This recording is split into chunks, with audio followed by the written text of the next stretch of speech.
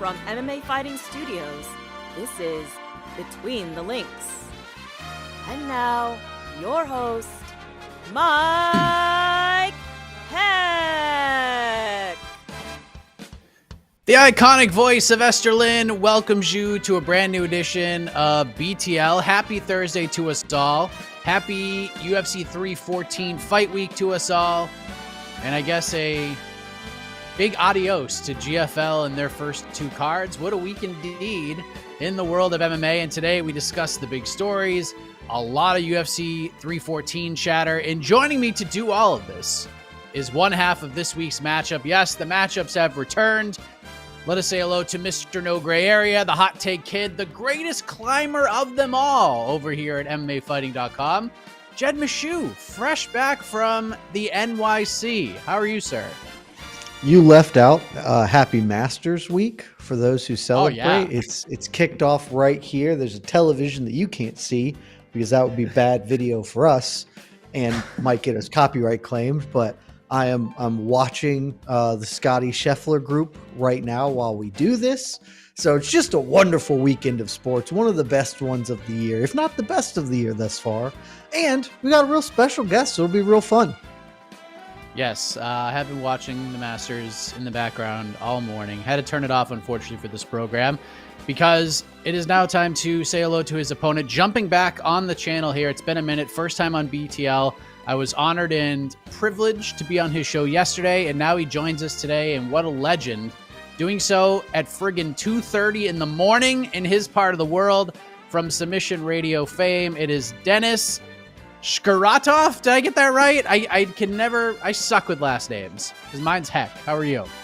Mike, how you doing, Heck? It's good to be here at 2:30 in the morning. You did a fantastic job in watching the Masters is for nerds.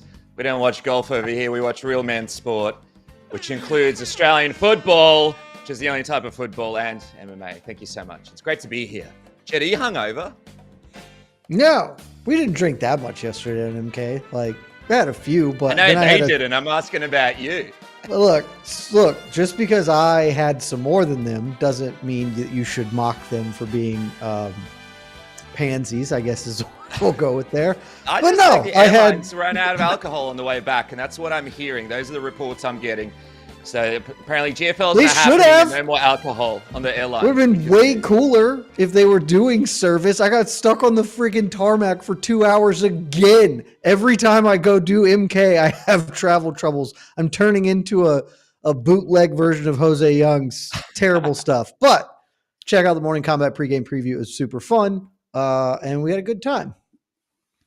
Yeah, the Atlanta to New York City and back trip is never fun. Last time I did that, I was stuck in New York for 3 days. So that's always fun. I mean, it's not a bad place to be stuck, but when you don't want to be stuck for 3 days, it kind of sucks. But please, Jed, please. I was going to say, I will say, shout out to New York. They have kebabs, and we don't have a doner kebab spot on every street corner here. And it's way better. It's way better to just be like, all right, I got an hour to kill. I'm going to go get a kebab and walk to the park. That's fun. I wish I could do that here. So shout out NYC. Sad. As habits. It's true.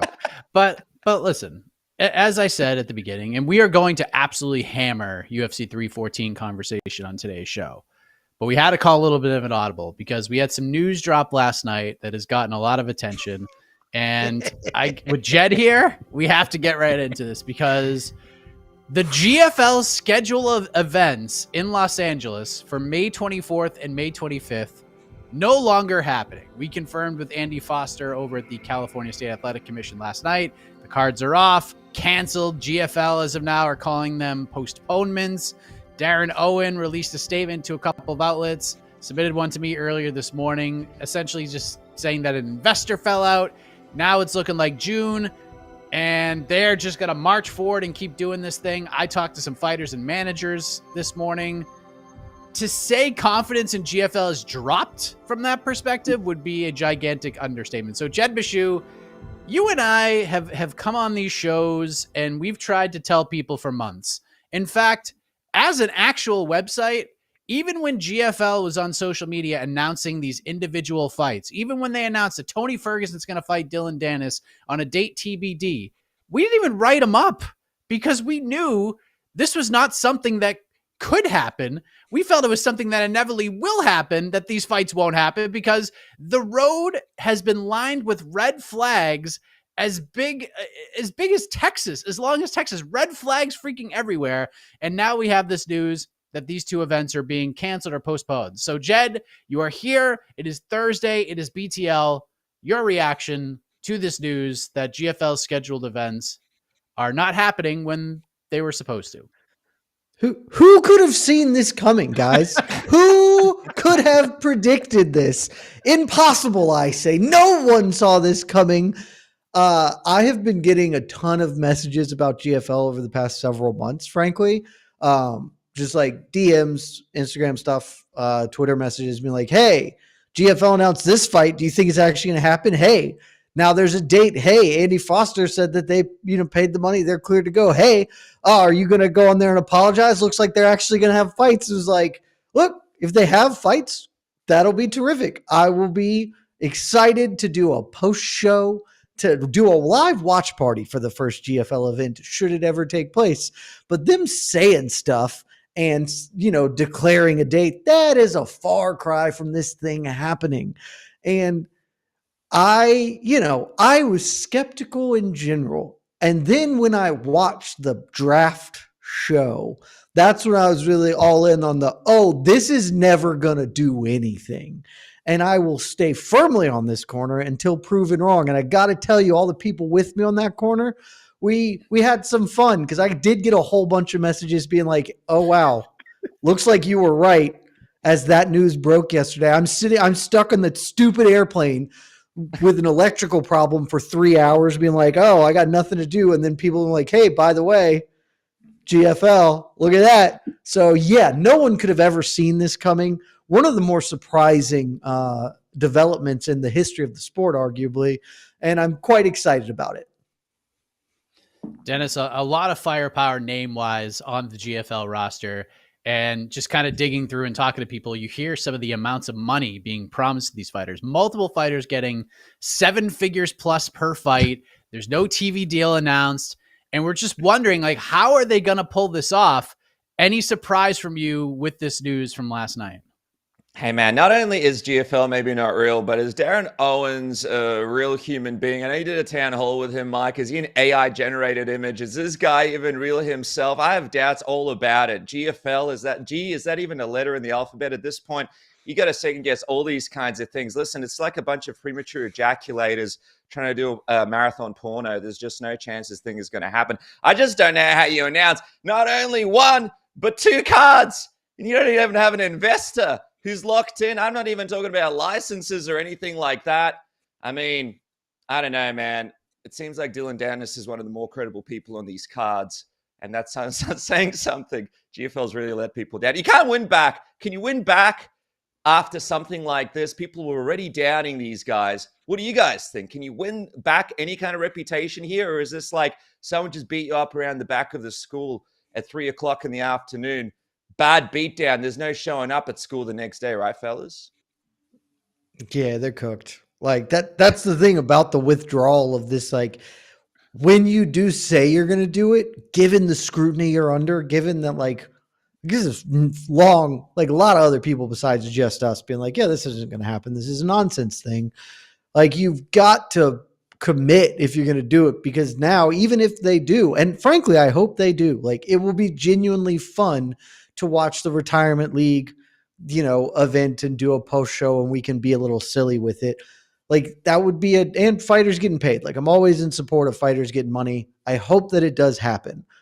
But if it was going to happen, it happened, if you were the inventor of Facebook, you would have invented Facebook. If they were going to have an event, they would not have to pump fake this first declaration. Any credibility that they may have had, which was minute to start, is all the way out. And we'll see if they ever put it together to at least put some sort of fight card down, even if it's far cry short of what they've promised. But Mike, is it crazy, Yes. Mike, that like, is it crazy that, okay, like you're throwing this crazy money around, but rather than having like 2 or 3 sweet fights and an okay card, these guys are doing like computer generated drafts and two cards, and they're also paying all those guys crazy money. Like, come on, guys, can we just put our shoes on before we walk out of the house first? Like, it's just outrageous, right, Mike? Like, get something right before we announce this stuff.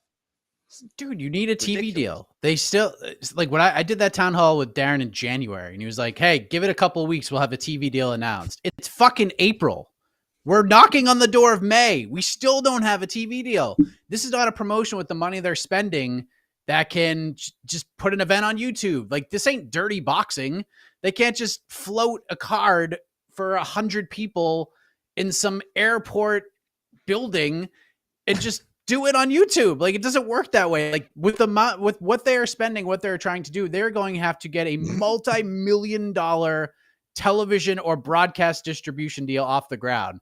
And we still haven't heard an announcement. Like, it's not even the investors. Just give me, like, they can send out a press release right now and say, hey, we just got 60 investors all investing $1 billion each.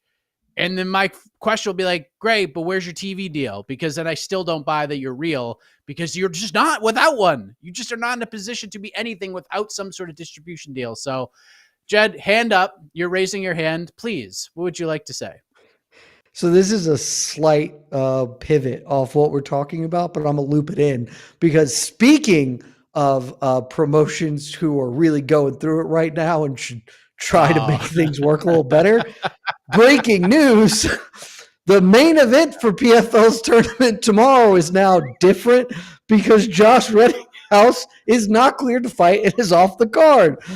So Marcerilli Alves, honestly, I have no idea who that human being is stepping in to replace him in the main event against Leandro Ego. That is 2 in a row PFL tournament events that will now not have the promised bracket because stuff went wrong on weigh-in day. Sick. Hey, but see, they have a TV deal. They can broadcast fights. It's okay. They're still putting on events. They will put an event on they tomorrow. Yeah, at 11 p.m. Eastern, by the way, for their main So card. That's gonna be a tough scene right now. But Dennis, after hearing all of this, you mentioned the draft is an absolute disaster. Then we had cards officially announced. We had locations. And even when they announced these cards, we still had to reach out to Andy Foster and be like, hey, is this real? Like, is this actually happening? And before we could even write anything up, like, that's how we felt about this whole situation. So you never know. Over under 2.5 GFL events we get. And I'm not saying 2025. I'm saying ever. Oh, man, great question. Great question. Listen, I don't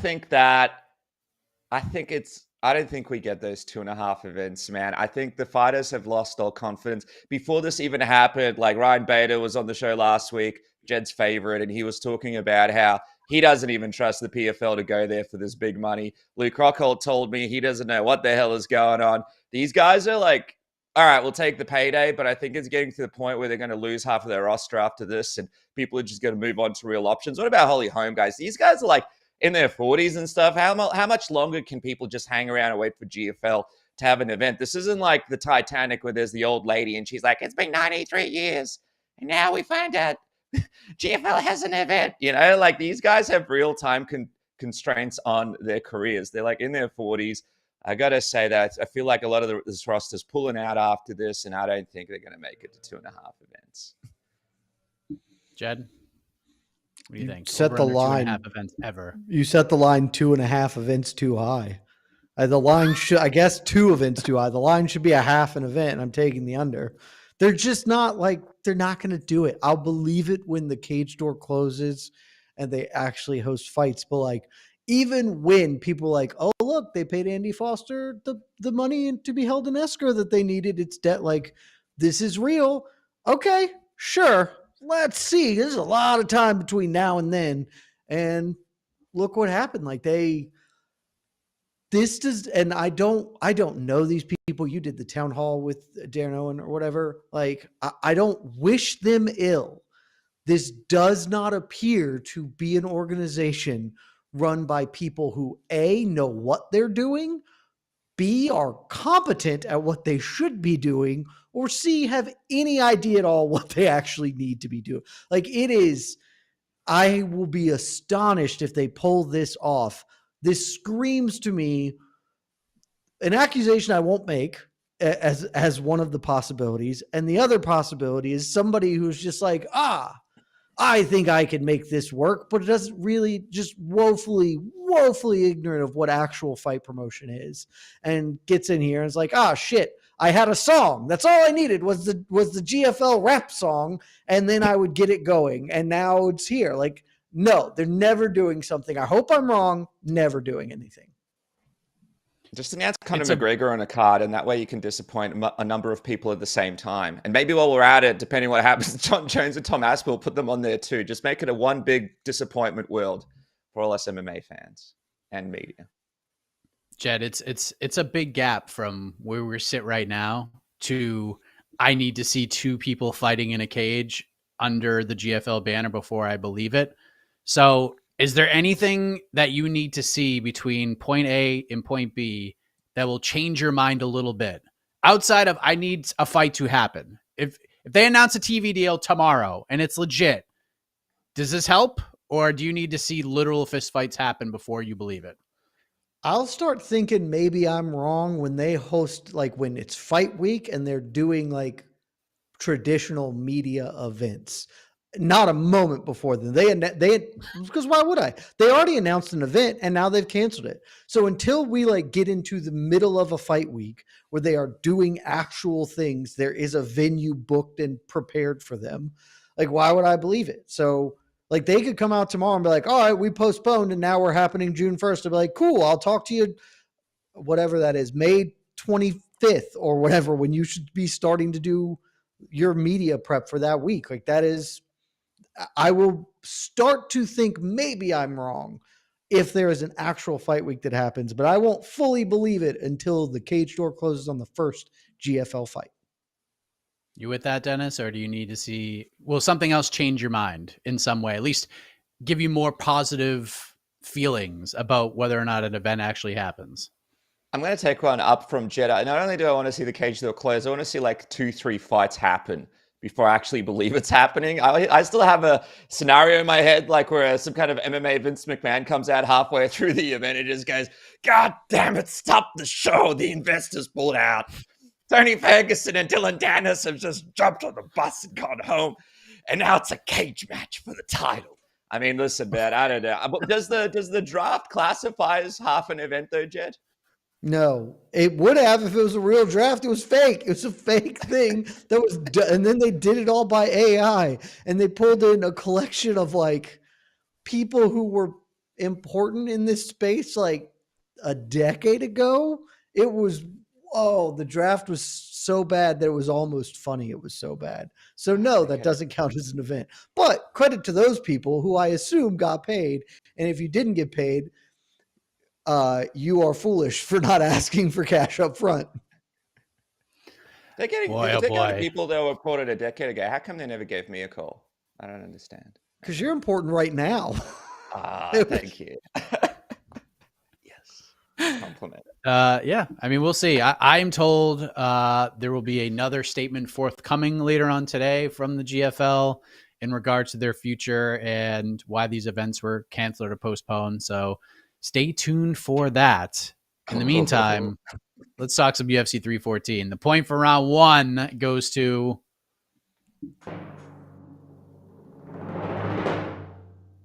analogies galore for Dennis. He's on the board 1-0. Well done. Yes. What a debut. Screw you, Jed. Screw you, man. You're going down. Yes. Son. I gave you a wonderful compliment, down. and now I'm getting screw you, Jed. Go get a kebab and go for a walk at a park. You know, no, I'm kidding. Yes, I mean, as everybody knows, the regulation points are about as real as the GFL draft. So it all comes down to the very end. If we get that far, maybe I'm just in a salty mood and I just want to get this over with quickly. So let's get into a promotion. Yes, maybe we'll announce a TV deal. But let's get into a promotion that is thriving regardless of the effort put in. The Ultimate Fighting Championship, guys. They are coming off of one of the worst cards in maybe the past 20 years. They're in Miami for UFC 314, which is, this card has me excited. It really does. It has a lot of fans excited. But Dennis, we sort of touched on this on your show yesterday, so I want to turn this to you. Are we prisoners of the moment, perhaps? Because, yes, we have Volkanovski versus Lopez. We have Chandler versus Paddy. We have Mitchell versus Silva. We have Patricio Pitbull making his UFC debut against Yair Rodriguez. Dominic Reyes versus Nikita Krylov. Some high-stakes, intriguing prelims. Is UFC 314 a good fight card or a great fight card? Because this is 2025 and not 2016. Because if this is 2016, this would probably be a middle-of-the-road card at best, right? Man, if this is 2016, I'd have a couple of women with me and one of my convertibles. Now I've lost everything, and here I am with a child who's 3 years old. Listen, I got to say, man, I think that this is a great card. And I was thinking about this earlier, and I really think that depending on what happens on the night in Miami is what's going to make it the polarizing card that we all feel like it should be taken in as. I know, like Luke Thomas said, that it's missing a John Jones or a Conor McGregor, but a huge name like that. But I think the matchups are juicy here. And I think that if we get, for example, the storylines are crazy. Like if we get Alex Volkanovski walk out here, win the title back, now he's back in action. He's sort of showing everyone he can do it. He's coming back for another run. That's going to be huge for all of us in the media space to be like, all right, we've got a big name back in action and he's ready to go. Then we got this narrative between Chandler and Paddy Pimblett. Can Paddy Pimblett do it? Will Chandler be back? Then we've got Patricio Pitbull. This is his return to the UFC. What's he going to look like here? There's some stuff around 205. And even Bryce Mitchell and Silva, some stuff on the prelims. I really think if the card goes the right way, it might end up sort of sustaining a lot of us media members for at least a few months. If we go out there, though, and Lopez beats Volkanovski, maybe I suppose Chandler beats Pimblett, Yair beats Pitbull, I don't know who would be more kind of less interesting in the 205 discussion or the John Silva, Bryce Mitchell situation. But yeah, I really think in those three fights, it's really going to change people's excitement or the way this card impacts things going forward. But I would say it's a great card, Mike. Jed, is this a great card or a very good but not great card? I think it's great. I love it. But here's why I asked this question, Jed. When we talk about UFC Vegas 105 being a dumpster fire and being garbo, we're too negative. When we talk about UFC 314 being a great card, we're too positive. Like you're overselling it. The main eventer is on a 2-fight losing streak. He's been knocked out in 2 straight fights. Michael Chandler's only 2-4 and he's fighting in the co-main event. Like, what is it? Like, are we too negative? Are we too positive? So that's why I asked this question. Is this a great card or just a very good card? I think the truth is probably that it's a good card, but who cares, right? That's just not, at this point, we can't live in the world where like, yes, if this was 2016, this would be a good pay-per-view, wouldn't be an amazing pay-per-view, right? It's not 2016, it's 2025. This is the world we live in. This is as good as it realistically gets other than a once-in-a-generation UFC 300, right? Like this is... Look, the first 4 fights of the evening are nothing. They are meaningless drivel, right? Like those cards, the Cedric Dumas, Nora Cornoli, Tresean Gore, Sumaderji, like all of those fights could be just as readily available in the prelims of an Apex show. So if you are judging top to bottom and really with a discerning eye, it's a good card. It's not a great card. I'm not doing that because I don't give a shit. Because this is a great card. This is the best card we've had of the year. I want to enjoy the sport. Like we don't want to come here and be curmudgeons and be like, well, back in my day, fights used to be fun and good, and now they're neither. Like no, we don't want to be like, man, the Apex is awful. We don't, but that's kind of our choices are either lie or admit the truth. This is a weekend we don't have to lie. We don't have to, blow smoke up anybody's ass and say, man, I'm pumped to watch this fight card. Like I am very excited to do the watch party with you Saturday night. The whole main card is good. I would honestly, if you want to, we could watch party from the middle prelims. Because I am marginally interested, not even marginally, I'm interested in the Darren Elkins, Julian Erosa fight. Like obviously Jim Miller, Chase Hooper, like that's a fun fight. from then on, it's bangers all the way. And maybe it doesn't have the super elite John Jones, top of the food chain kind of cherry on the top of this Sunday to really get it over to the edge of 3 stars, brilliant perfection. It's a great card. We're going to have a ton of fun on Saturday. Great, compelling matchups, interesting storylines. Not top to bottom because the first 4 fights suck, but top to the middle, it's awesome. This is the best we can ask for and hope for. And so I'm not going to get bogged down in nitpicking why it's not great because the rest of it is great. But Mike, don't you think because UFC 315 and 16 suck as well, we can at least enjoy 314 for a little bit? Like, we're looking over the horizon and the redcoats are coming. So why not enjoy this last piece of life before we start breaking down why Merab shouldn't be having to defend his belt against Sean O'Malley, or Jose Aldo's, fighting who he's fighting in Canada, or whatever else is happening. So 315 is a good card, by the way. Yeah, 315. It is a good card.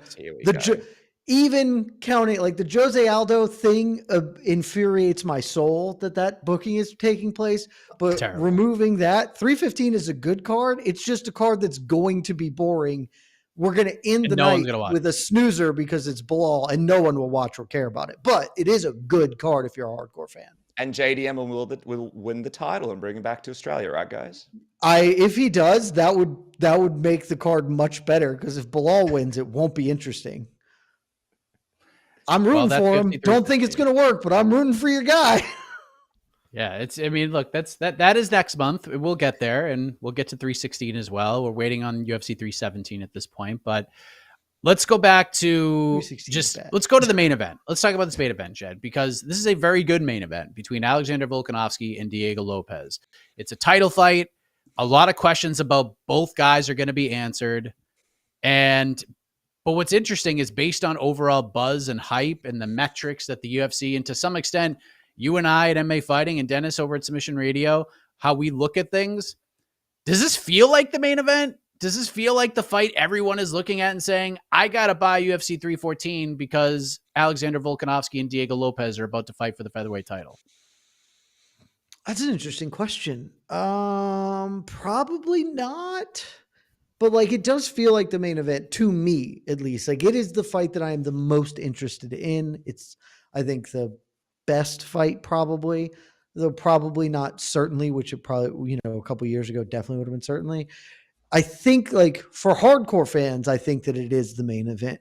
I'm going to guess that the more casual audience, the people who are tuned in, but not like plugged in as it were, that the co-main event is probably the one that they're more attuned to, just because Paddy Pimblett is such a popular fighter, such a big star. Michael Chandler makes the headlines a lot because of the longstanding Connor thing.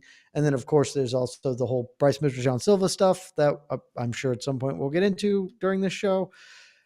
It does, I think, broadly speaking, the 314 is the sum of its parts kind of card where people are tuning in because all of it is good. Like the people who buy the pay-per-views will do it because all of it and not, oh, Alexander Volkanovski is fighting or, oh, Paddy Pimblett is fighting.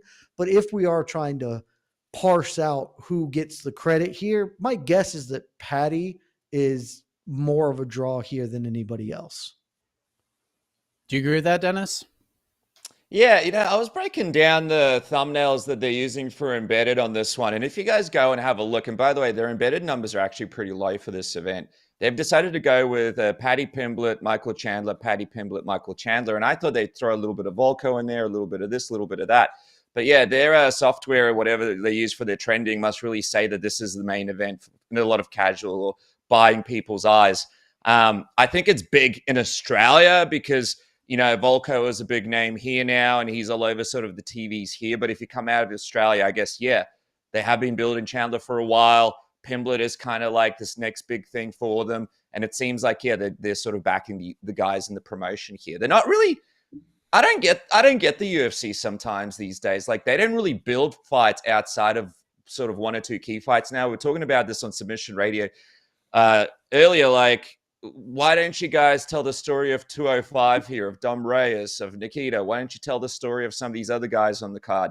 Like, if you're just tuning in for the first time here, you don't really know shit about Jim Miller. You don't really know shit about a lot of the legends on this card, you don't really know shit about the prelims. You don't know that much about the main card if you're a real casual. I just don't understand why they don't do like a bit of a boxing and build up more names, that's all. But anyway, it looks like it's Pimblett and Chandler to the UFC and the casuals. We obviously broke this fight down in a number of ways on your show, Dennis, and we'll get to like the nitty gritty of our viewpoints essentially on the preview show tomorrow. But there are a couple of sort of storyline questions and prediction questions that I want to touch on. So let me ask you. Now, I know you might look at things from a different lens just based on where you are geographically, but just taking yourself outside of that, what is the more interesting world to live in? A featherweight division with Volkanovski as a 2-time champion, or a featherweight division with Diego Lopez as the featherweight champion? Yeah, like for me, it's not even close. It's like hands down, Alex Volkanovski as the champion is a much more exciting world to live in. I think Diego Lopez is a good athlete. I think he's, still coming into his own, but I think if he wins the belt in Miami, I don't see him as, a reigning champion that's going to really get a few title defenses. And I see him get the belt, sort of hang on to it for a cup of coffee and then lose it against one of the top contenders in the division. Whereas if Alex Volkanovski comes back and looks anything like the Alex Volkanovski that we know before all the losses, I think he's got a good shot at beating a bunch of guys in the division and potentially leading into this Topuria fight down the line, guys. It's a Topuria fight. For me, it's not even close. It's Alex Volkanovski all the way. Do you view it the same way, Jed? That this is a Volkanovski win, and doing so in a way where statistically it's not in his favor, that it is a more interesting world to live in than Diego Lopez title reign? It's a really good question. I don't know, man. Like I just don't know. This guy's mind is still on the plane on the way back from New York. It's just like I just haven't really considered a lot of that. Like I'd mostly like the entirety of my thought about this fight is just I genuinely don't know what's going to happen. And that is why it is such a fascinating matchup. It's why it's a matchup that I am interested in. That's why it is, as I said, my main event of the weekend or whatever. Because I just don't like the rest of it is all like, I need to see it. I need to see how these two dudes match up because Volk is a better fighter than Diego Lopez. Prime Volk, I would pick against Diego Lopez confidently. I don't know that Volk is even near his prime based on kind of what's happened. Like he is coming in, as Luke Thomas pointed this out to me yesterday, he is trying to do something nobody has ever done before, which is win a title off back-to-back knockout losses. Never been done in the UFC.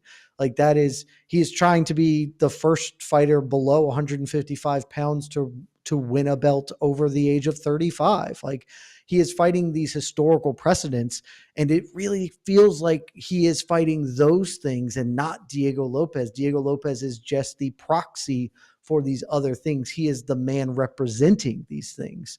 And so that's just kind of all I am thinking about. I've spent the past week trying to figure out who's going to win. I have to write about this and I still don't know who, I know who I've picked. I don't feel any level of confidence. I don't have any idea what I'm actually going to see Saturday night. And that's the thing I'm thinking about the most.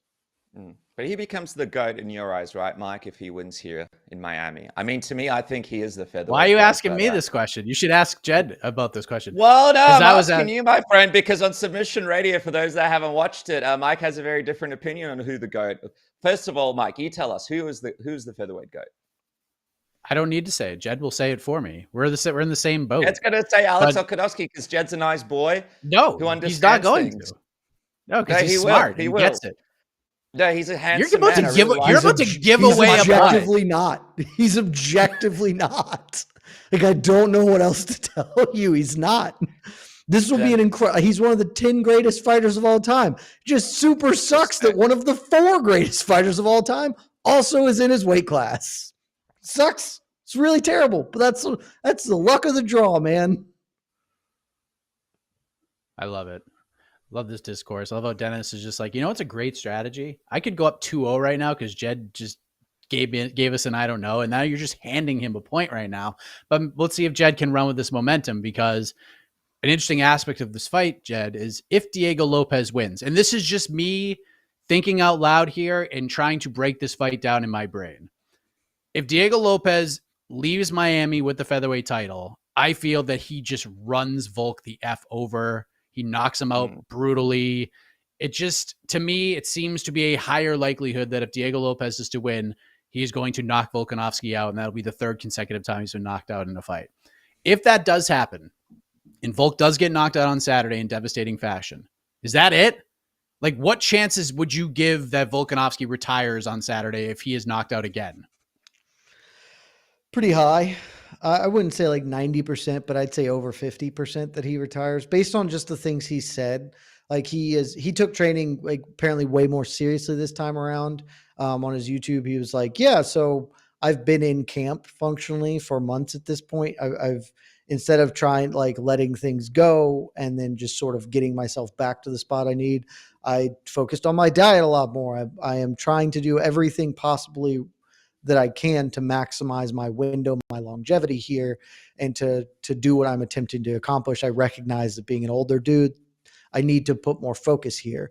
And so if he does all of that and still comes up on, air, I don't know that he wants to just stick around and compete, that's where he will be, right? If he loses to Lopez, he's probably never fighting for a belt again, like very likely at that point, never fighting for a belt again. So it's, hey, do you want to just stick around and have legacy fights, have fun fights, maybe go up to 155 for real and try and get a fight with, a Dustin Poirier, a Justin Gaethje, kind of those sort of dudes of a similar era that can be big, exciting, fun fights that maybe add a little bit to your legacy, but we're not in the belts or bust conversation anymore. I don't know that he wants to do that. It kind of feels like he wouldn't. He would just say, hey man, I had a great career, one of the greatest of all time, Hall of Famer, no doubt about it. I'll save my brain cells and move on to my cooking show and all these other things that I, can do. He's a personable guy. I think he has a career in broadcasting and to some extent if he wants that. So my guess is I'll give it like 70% that he retires if he goes out, maybe not in the cage, right? But he would just say, all right, I'm going to think about it. And then says, hey, ultimately, no. But I still would like to hold out hope because, look, Volk versus Dustin Poirier in New Orleans for Poirier's retirement fight. Sign me up. That'd be pretty damn fun. Volk versus Charles Oliveira, just to do it. That'd be fun. Versus Justin Gaethje. That'd be fun. I think there are, Aljamain Sterling, just as a, former champ versus former champ fight. I think there are a lot of fun things that could happen if he does stick around, and I hope that they do. Is this something you're thinking about, Dennis? That if Volk goes out and gets knocked out again, that this could be the last time we see him fight?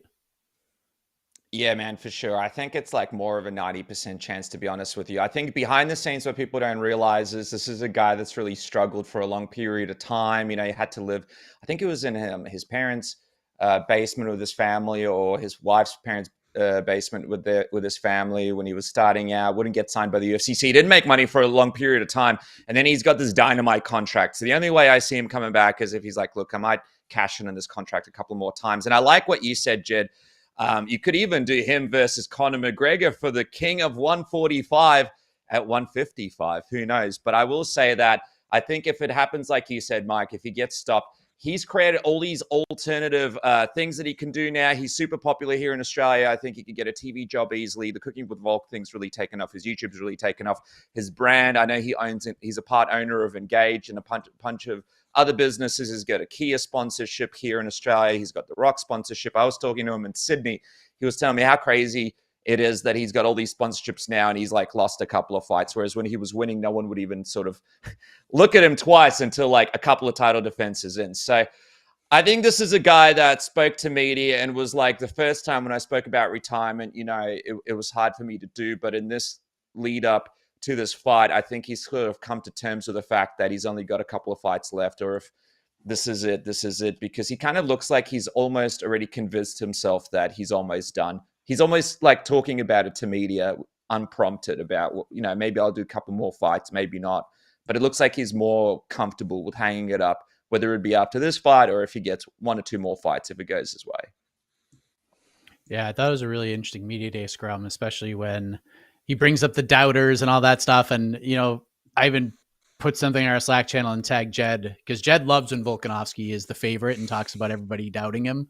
It's just one of his favorite things in the sport. But just hearing him talk about it at media day and being like, yeah, man, I understand why people doubt me now. Like, it doesn't even upset me anymore. He goes, but he even admitted, Jed, like, he has to dig deep. He has to find that chip on his shoulder, and he uses that. He has to dig for people to say, like, oh, he can't win, or he's gonna get knocked out. Like, these are the things he needs for himself. Does that make you change your mind on this at all, or are you just like, stop doing that shit? I am more open to it now, right? Like it will never not frustrate me. And this is more a me problem because plenty of fighters do what you said, Mike. Like they are looking for that chip, that edge. That's the only way they can self-motivate. They can't motivate themselves with love and respect. It has to be with anger because that's fist fighting for you, I guess, or whatever. But like, that's more of a me issue because he is not the only one. He was just very prominently doing it in an extremely annoying way to me. I am more open to it this time because there are legitimately a bunch of people who doubt him. Like previously he was doing, and he's like a minus 300 betting favorite or whatever. Oh, you doubted me.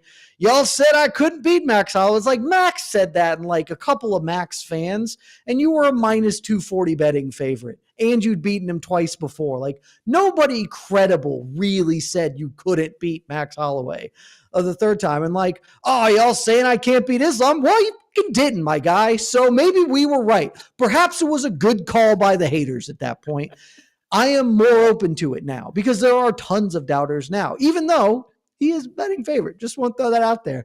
He is the betting favorite. So more people think that he can do it, but it's more acceptable to me because like there are real doubters. I still don't think that that should be your motivation in life is to prove the internet doubters wrong. But, you know, whatever gets you going, gets you to the point, I guess. And so him acknowledging that like this is partially fabricated makes it better. Being like, yeah, this is actually me just being a little bit crazy because it's the only way I know how to do this. But like the rational version of me understands that people don't actually doubt me all that much. I was the pound for pound top fighter in the world. So like I am, again, I have a little bit more tolerance for it. It would just be cooler if instead he was like, hey man, I just want to prove my supporters right. There are people out there who still believe in me, who still think I can do it. I just want to prove them right because it's cooler to do things for positive reasons than to do them for negative ones. Well, I mean, some fighters look for the chip. Some fighters want to see you at the top, and that's where we're going for round 3. The point for round 2 goes to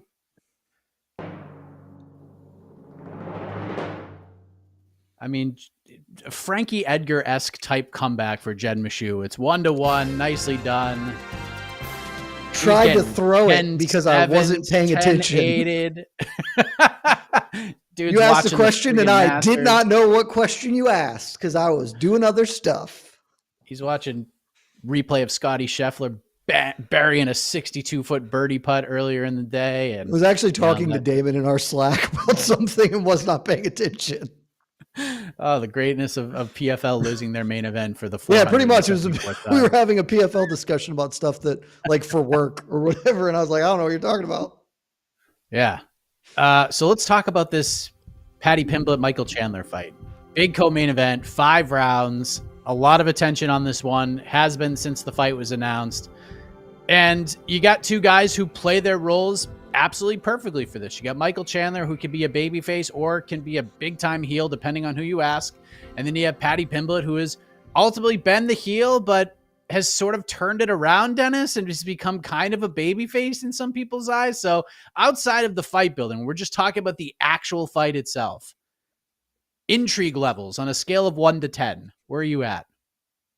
Oh, great question, man. I reckon I'm at a solid 8 here. There's a lot of intrigue here. There's a lot of questions to be answered, and there's a big juicy outcome here that whether, I suppose if Michael Chandler wins, not as interesting, but if Paddy Pimblett can go out here and get it done, it's really going to transform everything that's happening in that 155 division, and that place is like gridlocked, and Ilya Topuria vacated his belt to go there. So I just laugh at the fact that they've just got this gridlock, and Paddy Pimblett winning is just going to throw all sorts of issues into the pipeline over there for all sorts of fighters. So I think, 8 out of 10, Mike. 8 out of 10 for Dennis. 1 to 10 for you, Jed. Intrigue levels for this co-main event. If I take myself out of the equation, Mike, and I'm just objectively speaking, my intrigue levels here are 9. 9.5. Like this is a genuinely fascinating matchup. I hate Michael Chandler, so I am, less interested in this fight as a whole because there's a good chance he wins and that will make me unhappy. But if I setting that aside, like I think this fight this is perfect booking. Like we've talked about it on other shows, Mike, like this is perfect matchmaking because it is a winnable fight for Paddy. And like, this is sort of like, I think 2 years ago, maybe as recently as 2 years ago, I was like, dude, I don't even know how you craft a path up the lightweight rankings for Paddy. If you're like trying to get him there, I remember having this conversation on air being like, look at it. Like at some point he's got to fight somebody real and everybody in the top 10 are killers. It's like, actually now we're making his way up. Like we are moving and he's getting better. This is not to drag Paddy. Paddy Pimblett has genuinely impressed me by being a better, like just way better than I thought he could be. He has consistently improved time in and time out, continued to develop, continued to fill out at lightweight. And that makes this interesting because the Paddy of 2 years ago, even against a probably washed Michael Chandler, I wouldn't feel could win this fight. I think he has a very good chance to win on Saturday, but it is by no means a certainty. Michael Chandler, for all his faults as a fighter, knows how to cheat, which is a huge weapon. Like it's very helpful to just get the free advantage points of cheating liberally in a fight when your opponent will try and obey the rules.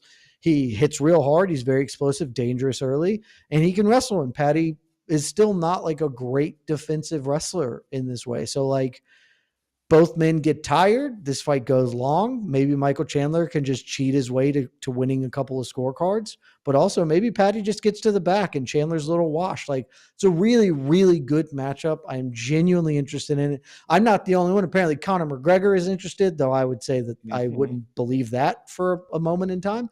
But like true, like a really, really good co-main event. I'm glad it's 5 rounds. And if I can leave aside my anti-Michael Chandler bias, something I'm excited to watch on Saturday. It's a super fight. Like you see when we say like we get upset when the UFC doesn't try. When they don't try, we get Jose Aldo versus Amin Sahabi. When they do try, we get the matchups they're making for Paddy Pimblett because they are perfectly matchmaking for him, just like they did for Alex Pereira. Like they did everything right when they try and they know where they're trying to get to.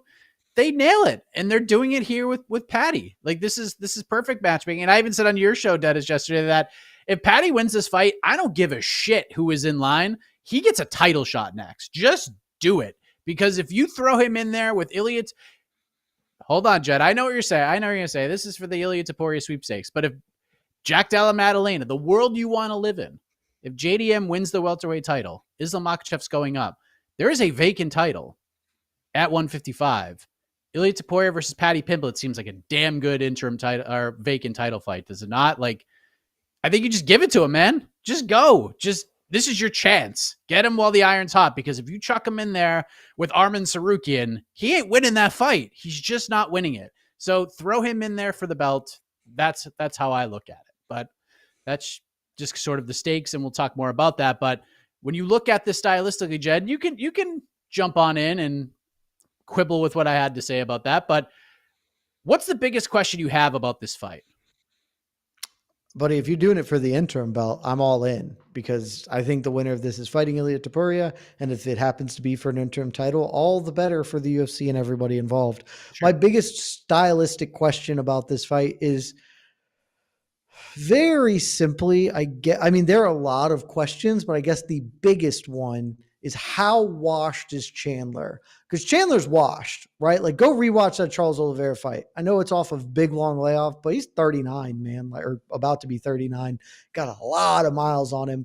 And he loses every minute of that fight up until he cheats and almost kind of wins, but then doesn't at all, and then loses the rest of the fight. Like, he did not look good at all because he's 39 and has been fighting hard for a long time. And so if he's really washed, then I think Paddy's going to run away with this. If he's not, I think it's a coin flip, right? Like, it could, if he still has some juice left in the tank, I think it can be interesting. But to me, this fight, I think the biggest question is how much does he have left in the tank? Because if it's not a lot, Paddy's still got plenty of juice left in the tank. And so I will pick him comfortably in that case. What's your biggest burning question about this co-main event, Dennis? Yeah, I'm just not. I'm sorry, fellas. I'm still not sold on Paddy Pimblett. I was going through all his footage, and for me, it's going to be where is the striking at as he goes into this Michael Chandler fight. In terms of the sizing here, it seems perfect for Chandler. He's great at the pocket. He's great at landing on taller guys. He's going to be hitting him with all sorts of hooks and overhands. Pimblett's chin is in the air. It's going to be how many punches can this guy wear? What's he like when he's in a real war with the guy that's trying to take his head off? He doesn't really have a game where he's dangerous and can keep people on the outside. So I imagine Chandler's going to be making his way into the pocket. And he doesn't really have the power to land on Chandler as he's coming in and knocking him out, in my opinion. I don't think he's got the timing either. So I don't know. I'm a bit lower on Paddy Pimblett than a lot of people out there. I think Michael Chandler, he struggles at game planning. Couldn't maybe, now that he's older, look at a more strategic way of winning here. And he's been in there a number of times here now. He's back from that long layoff. I wonder what kind of Michael Chandler we see from a game plan perspective. But yeah, my big question here is, can Paddy Pimblett cop the shots before he takes Michael Chandler's back later in the fight and potentially submits him? What are these guys fighting for, Dennis? What awaits the winner? Well, Paddy Pimblett, this is a huge one, right, fellas? I think if you lose to Michael Chandler, if Michael Chandler goes out there and, it's a repeat of what happened to Dan Hooker, for example, it's going to be hard for him to come back and sort of rebuild. He's still young, though, so the UFC can give him some favorable matchups and he can make it back in there, but it's really going to kind of prove a lot of the doubters wrong. I think Michael Chandler, in a lot of people's eyes, like what Jed said, is kind of washed, and I don't think he's got the highest street cred as he steps into this ring. So I think if he loses to this version of Michael Chandler, he's going to lose a lot of credibility. I think for Michael Chandler here, look, if he goes out and loses to Paddy Pimblett or wins, I don't know, there's just not that much. I think he's towards the end of his career, win or lose. I think he'll still have another couple of fights. He'll get paid good money. And he's done what he set out, right, fellas? Which is, like, he wanted a Conor McGregor fight. That didn't happen, but he got paid a ton of money. He's like this quasi-motivational speaker. I think he's got some motivational, like, rap song coming out. And he goes out there and he speaks to kids in gyms. And he's kind of like this, he's kind of like this Timu Tony Robbins in MMA. And I think he's achieved his goals already. Jed, what if Michael Chandler does it? What if he goes out there and wins this fight? Goes out there, has a moment, cuts the promo. What awaits him? Ilia Topuria. These two, I'm so convinced that they're fighting for Ilia Topuria. People really, really want Topuria to fight Islam Makhachev. And while I think that is a bit misguided and a bit silly, I do understand it. It's also just not happening, right? Like there's no reason for Islam to take that other than for the UFC to cut him a check. And the UFC, they're not going to cut a check for John Jones and Tom Aspinall. They're not going to cut Islam a check, because if you want to be the bogan out here who's like, oh, are you scared of Ilia? You're a dumbass, and that's okay. You're allowed to be a dumbass. Why would he fight another featherweight who has not won in the division at all? Like, he's just not going to do that. Ilia is going to have to fight somebody. Charles Oliveira seems like he is trying to play hardball and not fight Ilia. Arman, I don't think the UFC wants to book that fight, and I haven't really heard either of them call for that matchup particularly, as it's really tough. And so, like, why you can find something easier. The winner of this fight makes too much sense. We know the Paddy storyline, it already exists, and they fight for a title shot. If Michael Chandler wins, in an ideal world, Conor would come back and fight him or whatever, like for Michael Chandler. We also know that that's not happening. And so Michael Chandler suddenly has a meaningful big win in a big time spot. The UFC likes him. The UFC kind of owes him a favor because of how the whole Conor thing went down. They are always happy to put him near to the title picture. And so here, go fight Ilia. Ilia will almost certainly wax him. But if he doesn't, the UFC is comfortable with Michael Chandler beating Ilia and getting a title fight. And if he does, fine, Bob's your uncle. Now you can do Islam versus Ilia. You have cleared the one hurdle needed to get to that fight, and that can be the big pay-per-view at the end of the year. Can be those two dudes going at it in a top pound-for-pound fighter super fight. I am so convinced that the winner of this is getting Ilia Topuria. maybe International Fight Week, maybe a little bit later than that, but that is what's going to happen. I'm ready to bet money if someone will give me that line. Oh, okay. That'd be a very big deal for both guys. That makes the stakes very, very high here. And especially, Mike, because I honestly did not consider this, but if Jack Della does beat Bilal and Ilya goes up, especially if it's for the interim belt, 100% if Islam is moving up to pursue one, the UFC will immediately be like, all right, cool, interim title fight. Bam. It shouldn't be for an interim belt. It should be for the vacant belt. I think having a Michael Chandler, leaves, but they'll let him keep it. I think having Michael Chandler is so essential in that division, right, fellas? Because it's like, don't you think, Jed? Because you got, your Max Holloways and your Dustin, all sorts of names out there that need like a Michael Chandler to match up with them. So if he loses, I still think he's got heaps of value for the UFC, honestly. And like you guys mentioned, I like that idea.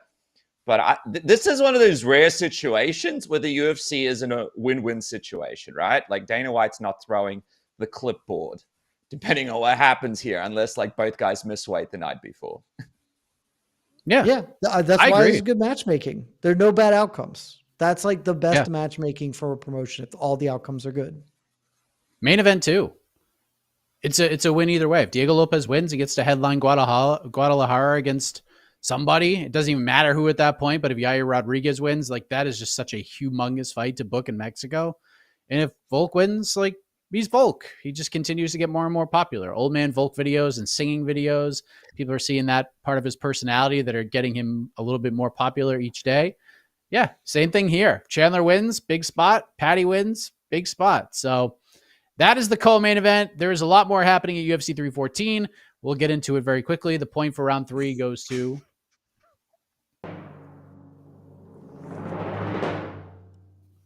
Dennis. 2-1. Nicely done. I just want to address a comment. Congratulations to Dennis on the point. I do want to address AZ and Duro's comment. Chances for fights like Ilya versus Islam don't come around often. Just run it. You're 100% right. They don't come around all that often, except for when they did a fucking year and a half ago. The exact same goddamn fight. The exact same one. Twice. Like they, this is a rarity. You got to jump on it. Oh wait, we did it twice in the past 18 months. 2 years, whatever. It's fucking nuts. We did it twice the same year. We did it, within an 8-month span. Within an 8-month span, we got featherweight champion versus lightweight champion. Complete refusal to like acknowledge that not everything has to be right now. I want my fucking chocolate bar right now. Give me the pudding cup. I'll eat the sandwich later. Right now. Fucking children.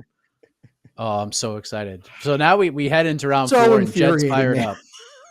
Speaking of things that'll make Jed infuriated, let's move on to the round 4 topics here.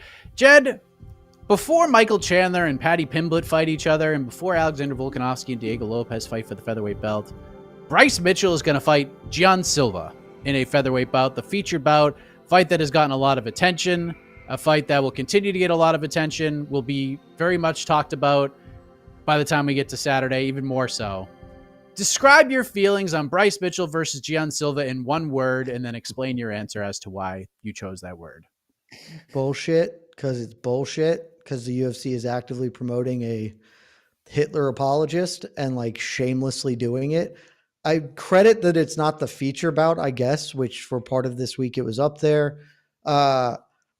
Bryce Mitchell should not be employed by the UFC because they are a media-facing company. He really shouldn't be employed in a spot where they have a 50-50 chance of giving him a live microphone to say whatever pops into his crazy ass brain. I mean, they've been giving him a live mic all week for media stuff, and thank God he's yet to espouse profound support for some of history's greatest monsters, but still got some more media opportunities to do that. This fight makes me feel icky, in particular because Bryce Mitchell has a really good chance of winning it, which makes it even worse. So I hate everything about this. I am not looking forward to this fight on Saturday, which is an accomplishment because everyone who knows my content, I have been as big a Gian Silva supporter as there is in this space since Contender Series. Like I really, really love him a whole lot. And somehow you have made me not want to watch one of his fights, but we will be doing so on Saturday on the watch party. Dennis, what's your word and why? I guess my word for this one would be a few words, and it's who let the dogs out, right, fellas? I mean, it's one of those situations where you can't get the cat back in the bag. And now, and you know, like, we all know where I'm from. I'm from Ukraine. I lived there. There's a whole history there, like, of my family dealing with some of the stuff that Bryce is talking about, and a lot of firsthand stories that I can share with people to break some of the things that he's gotten in his history book. But I have to say, we were talking about, like, you can't lose, like, no lose situations. And I feel like when they went into that UFC booking room, promotionally and in terms of pay-per-view buys, there was somebody in that room going, listen, you know, like, we'll trash this guy in the press conference, but this guy's going to get us big views. This guy's going to do this. This guy's going to do that. Like, they're loving it. They're cashing in on it. If Silva wins, win-win. If Bryce wins, they know they're going to get more views on that. I had a look at the views on the press conference on that weird media day where he was like, kind of like, was he like versing media? Was it like some kind of, was he in front of Congress? Like, what was happening there? Like, he was kind of breaking down Christ and sort of going back and forth with media members. And it was just like hilariously disgusting. But it got big views. So I think for the UFC, you know, maybe the word is for the UFC, it's win-win. You know, this is another win-win situation. These guys, people are buying pay-per-views. Maybe ESPN will be happy. What's the low-key banger for UFC 314, Dennis? Moving on very quickly from that fight.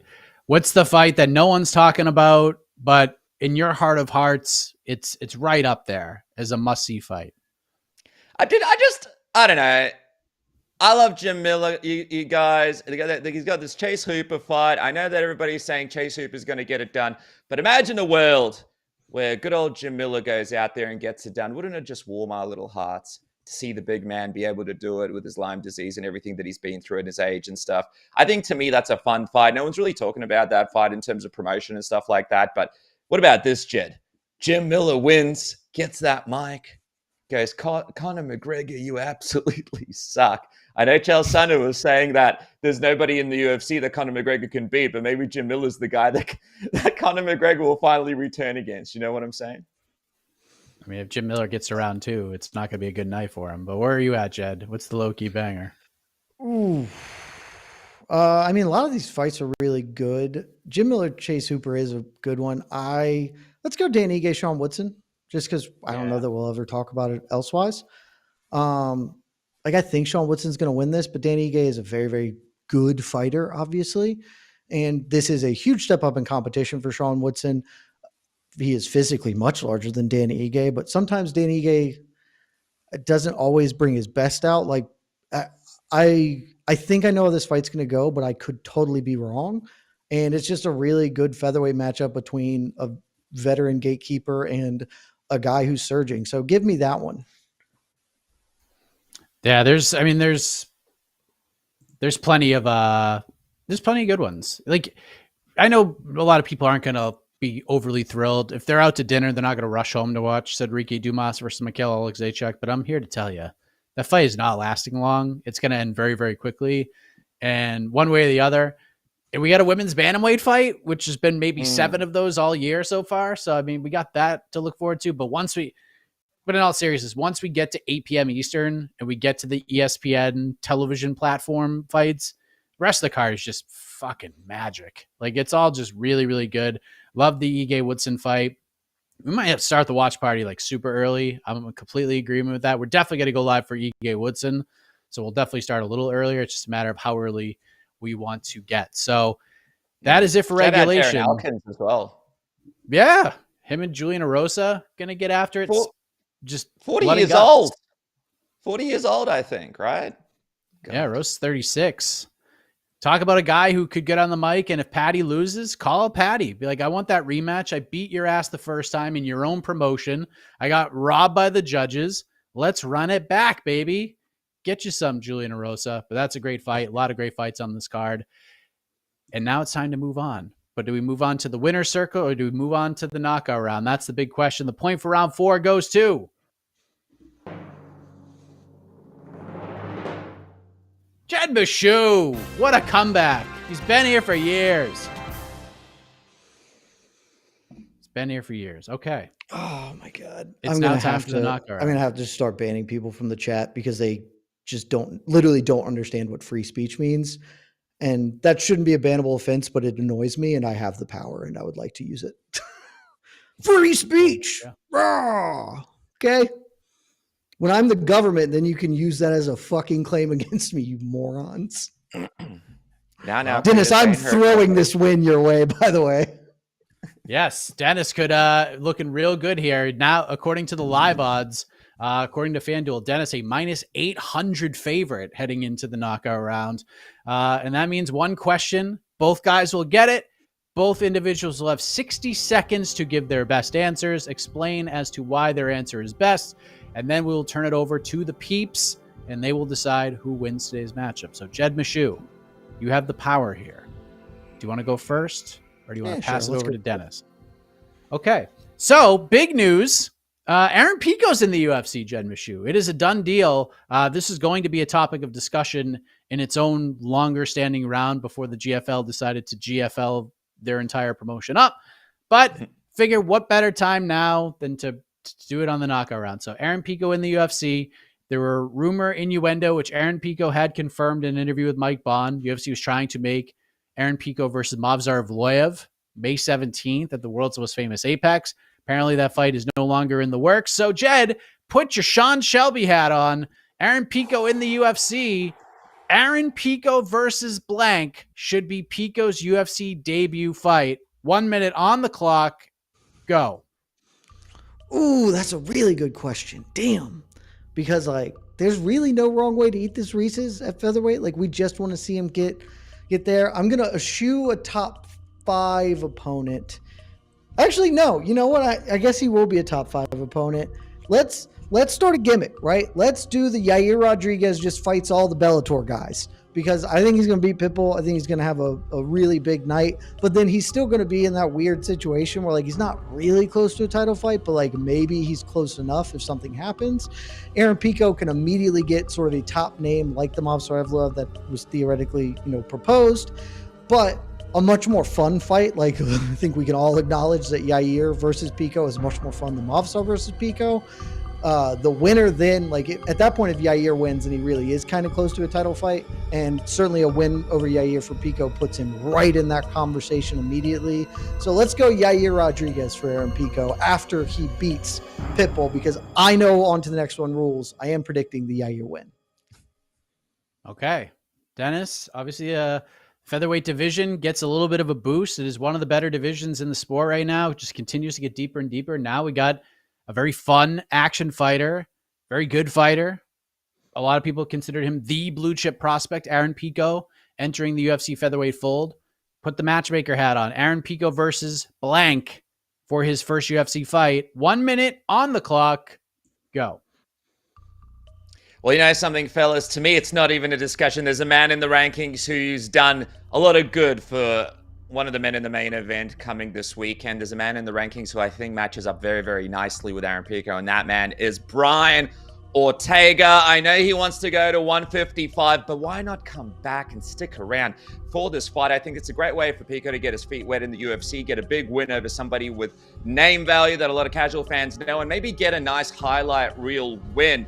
If it's not that fight, I'm going to go a little controversial here. If Alex Volkanovski does get stopped against Diego Lopez and we're looking at potential fights for him to have next, why not match him up with an Aaron Pico? If he gets stopped against Diego Lopez, why not have a fun fight there where Aaron Pico can really sort of test his skills against one of the best of all time? It has to be Ortega, or maybe even Volkanovski if he loses this weekend. Those are the 2 picks for Aaron Pico in the featherweight division.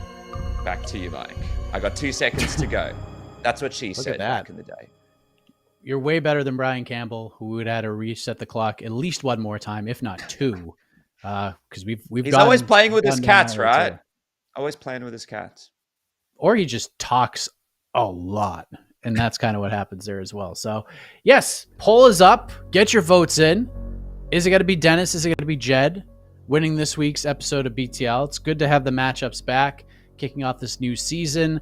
And next week will be a fun show because we don't have to preview an Apex card or anything. We could just fully digest what happened at UFC 314 and just sort of get you ready for what the UFC's next quarters are going to look like. I mean, it's nice to have a week off. We get WrestleMania. We get to deal with the Masters the rest of this weekend. It's all going to be great. So get excited for all of that. We will have programming for you. Jed is smiling about this programming. We have it coming your way. Weigh-in show tomorrow for an hour or so. Then we'll have a preview show. We'll have the People's Pre-Fight show on Saturday. We'll have the watch party. Jose's boots on the ground. We got press conference. We got fighter interviews, the winners, all the tastemakers in the back. We got the post-fight show. We got the press conference. We got it all. So stick with us, MMAfighting.com. It's a great website. Jed, why are you smiling? Why are you smiling? Oh, man. The best thing in MMA happened. The best thing in MMA just happened, Mike. Do you know what I mean when I say that? Old Donnie D's tweeting again. He's out here tweeting. And not only is he tweeting, he is quote tweeting our boy Damon Martin. Damon Martin, about an hour ago, retweets Corey Anderson being like, hey, man, this is a Corey Anderson tweet. In 30 years of playing sports and competing, I've never been a year without competition. Here we're approaching a year and a month. Obviously, he would like to compete. Damon quote tweets at Bellator champions. Corey Anderson last fought in March of 2024. Patchy Mix, May of 2024. Johnny Eblin, October 2024. Ramazan Kuramagomedov, June 2024, Usman Nurmagomedov, January of this year, Patricio Pitbull and Ryan Bader are gone. And our boy Donnie D comes out and quote tweets Damon, nobody has to be here. Has in all capitalized. PFL is about providing opportunities for fighters. PFL is the only other premium, serious, global, lasting MMA company with UFC. So what is your point, clown? Didn't refute a single goddamn thing Damon said, but dunked on him with the clown emoji. Yeah, but you want to know how you know you dunked on somebody? Go look at the tweet now and tell me what it reads now, because it doesn't read the same. That clown sentence is no longer there. Oh yeah, it's way different. I'm refreshing it. It looks like it's still the same, but it's not. It's not. Now it is. PFL is the only other with UFC. Countless others have come and gone. We take our leadership role to grow MMA for fans and fighters very seriously. He refutes the clown thing, took it completely off. Don has not learned his lesson. There was a time I thought he did. Comes on the town hall, says some stuff. Dana White eviscerates him at a power slap press conference a day later. We have conversations where he's like, I want to come back, but I'm not going to. I'm going to take everybody's advice. And I'm like, that's really smart. And now he's just kind of like just losing it altogether. What are we doing the best. When Don starts tweeting, that's the best thing in MMA. It's always something incredibly silly. It's never reasonable or good. Yeah. We get it. Another town hall has to happen. We'll even in this redone, he doesn't refute the primary contention. Like, even in the second effort at doing this, he's not like, well, we're trying to get these guys fights. He's like, nobody has to be here. Okay, but do they get to fight for you? Do they?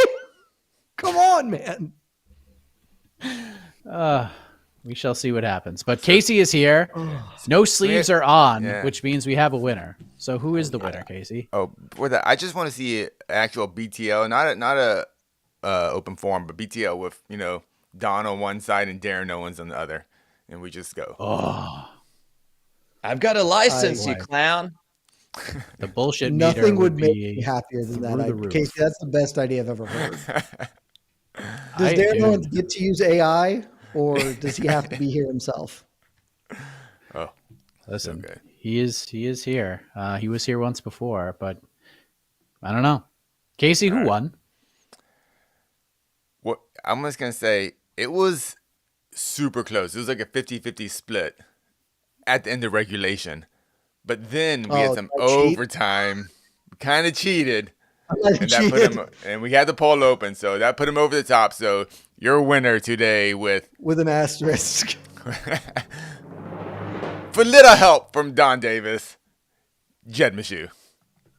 I'm sorry. I didn't mean to cheat. The Michael Chandler. Yes, you did. Michael Chandler of BTL. Michael Chandler. I wasn't. Honestly, it's really great that I did just Michael Chandler this real hard, or Brian Campbell. The intention was not to cheat. I genuinely was like, oh, I'm going to lose, so whatever. I assumed I'd already thrown. And then I was like, oh, crap, Don tweeted, this is incredible, because it's a bad tweet. So I'm sorry, Dennis. I'll do the right thing. I won't be the Aljamain Sterling in this situation. I would take the belt, put it down. I don't deserve this. I did not come by it honorably, and we can run it back whenever you want to wake up at 3 a.m. to do this again. You grabbed my Dennis, mouth your guard, thoughts? Jed, but I forgive you. You grabbed my mouth guard, but I forgive you. Yeah. Did you bite my fingers? Is that why? Hey, you usually got to pay double for that kind of thing.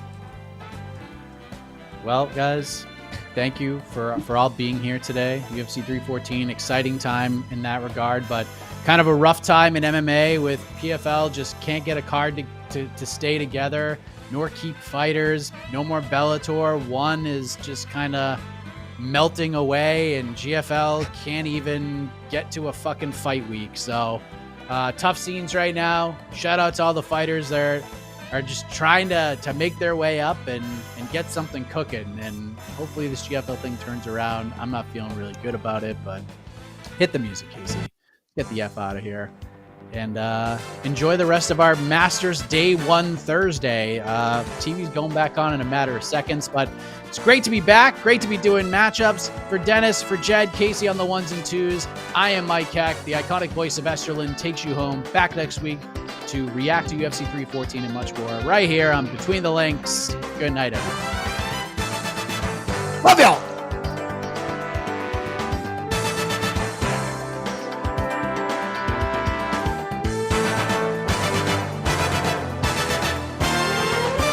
This has been Between the Links, an MMA fighting production on the Vox Media Network.